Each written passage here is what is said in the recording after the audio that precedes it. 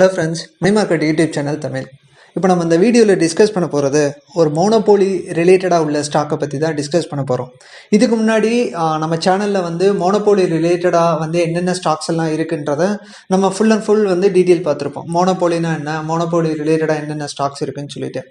இப்போ அந்த மாதிரி ஒரு ஸ்டாக்கை வந்து டீட்டெயிலாக டிஸ்கஸ் பண்ண போகிறோங்க இந்த வீடியோவில். அந்த ஸ்டாக்கோட name Pidilite industries. Pidilite industries market aggressive player, market லீடரில் இவங்க தான் one of the best player. இவங்களோட மேஜர் ப்ராடக்டே பார்த்தீங்கன்னா இண்டஸ்ட்ரியல் அண்ட் கன்ஸ்ட்ரக்ஷன் கெமிக்கல் பிஸ்னஸ்க்காண்டி தான் அவங்களோட ப்ராடக்ட் ஃபுல்லாமே வந்து ப்ரொடக்ஷன்ஸ் பண்ணுறாங்க. அந்த மாதிரி ப்ராடக்ட் அதுக்குரிய கெமிக்கல் தான் வந்து இவங்க வந்து ப்ரொடக்ஷன்ஸ் பண்ணுறாங்க.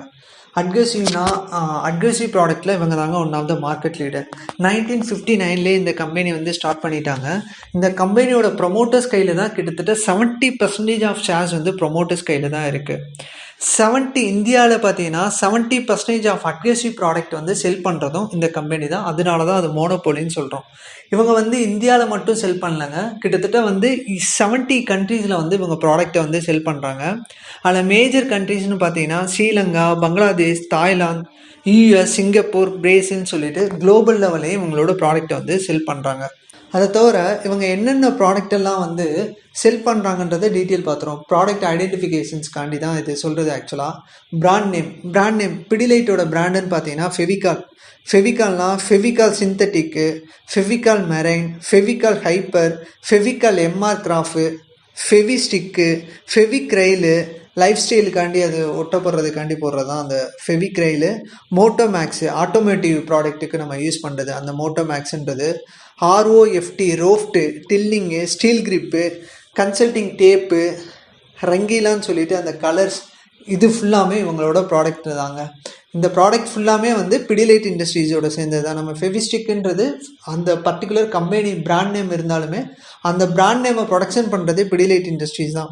இவங்களோட கீ ஸ்ட்ரென்த்துன்னு பார்த்தீங்கன்னா இன்னோவேஷன், அட்வர்டைசிங், மார்க்கெட்டிங். அதை தவிர பார்த்தீங்கன்னா இவங்க கிட்டத்தட்ட ரெவன்யூ வந்து எந்தெந்த பேசிஸில் தான் கிடைக்குன்னா consumer and bazaar product and construction ப்ராடக்ட்லேயே most of the 84% of revenue வந்து இவங்க அந்த ப்ராடக்ட்லேருந்து எடுத்துருக்காங்க.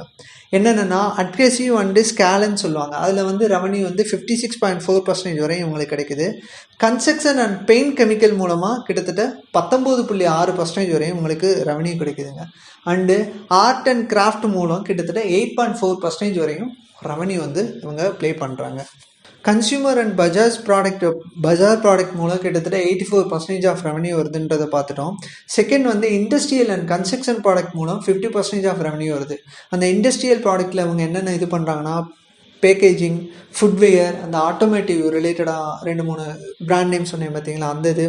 இண்டஸ்ட்ரியல் ரைசின்ஸ்லேருந்து 4.9%, பேக்கேஜிங், ஃபுட்வேர் அண்ட் ஆட்டோமேட்டிவ் மூலமாக 4.3%, பிக்மெண்ட்ஸ் அந்த இது மூலமாக இவங்க கிட்டத்தட்ட 5.6% வரையும் இவங்களோட ரெவன்யூ வந்து பிரேக்கப் வந்து வருது.